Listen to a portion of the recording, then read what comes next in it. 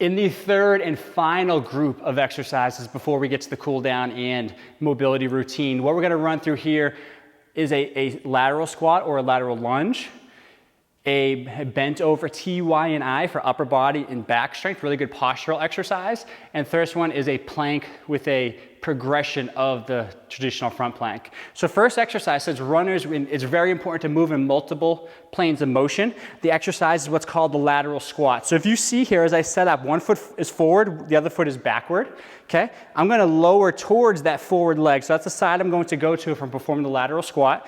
Okay, looking for 10 repetitions. So I'm thinking about a stationary lateral lunge.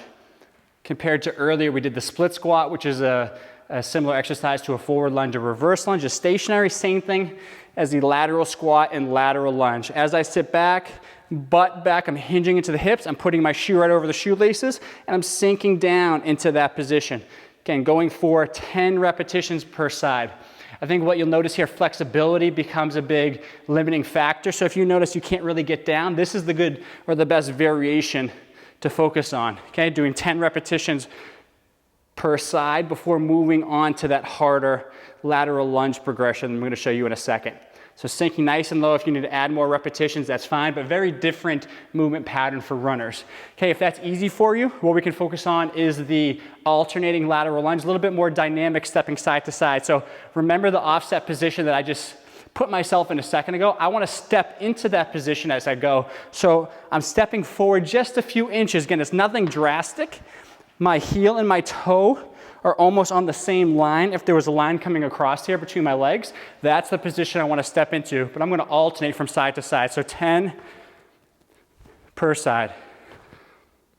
Sitting down, strike the ground, decelerate into the leg. A little bit of flexibility and stretching going on here. Add the muscles of the adductors or the inner thigh, a little hamstring as well. And going through 10 repetitions on each side. Okay, so that's our progression of the lateral squat. Second exercise, bent over T, Y, and I. So exercise we're just gonna focus on by itself, no progression or regression. It's a little bit harder when it comes to working on upper body strength at home with body weight. So we just think of, if we look at this position here. So my arms, I'm going to be in a different position than this, but just to show you, my arms are going to form a T with my body. Next rep, I'm going to form a Y. Next rep, I'm going to form a I. So 3 different repetitions, and that counts as 1. So just to show you this bent over position, small bend of the knees, butt back, I'm hinging through the hips here, so my back is nice and flat. I try as best as I can not to round my back, flatten out, gauge the core, engage the back, hold those areas simultaneously, and then same exact motions that I just demonstrated while standing in front of you. T, Y, I. Always trying to engage the muscles of the mid and upper back. This is 3, 4. So you can see here, we have quite a few repetitions. Technically, it's 30 repetitions or 10 each of these. But just think of the letters T, Y, and I. You're welcome to, if you have a light pair of dumbbells, usually with so many repetitions, I only recommend people can use about, anywhere from 2 to 5 pounds usually, because the shoulders will fatigue quite a bit. But doing 10 repetitions of the T, Y, and I. Third exercise, getting down into a front plank. So everyone's very familiar with the front plank here. Key things we want to focus on, elbows underneath the shoulders, hands flat to the floor here, and we have this a good alignment between the wrist, elbow, and shoulder.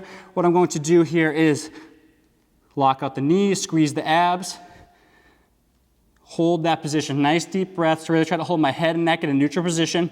Push away from the ground with the shoulders so I'm not, again, getting in this more relaxed position at the shoulder blades, pushing away actively, and just really create tension throughout the body and hold.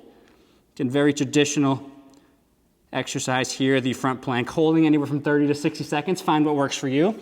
To make that a little bit harder, we can still hold for time, but now complete what's called the body saw. So the body saw is the front plank, but it has this horizontal motion as we glide forward and backward over the floor. So If you come up here, lock out the legs, always think traditional front plank first, and then from there, I'm just going to slowly come forward, slowly come back. So I'm using the shoulders and the toes to create this motion, or shoulders and ankles.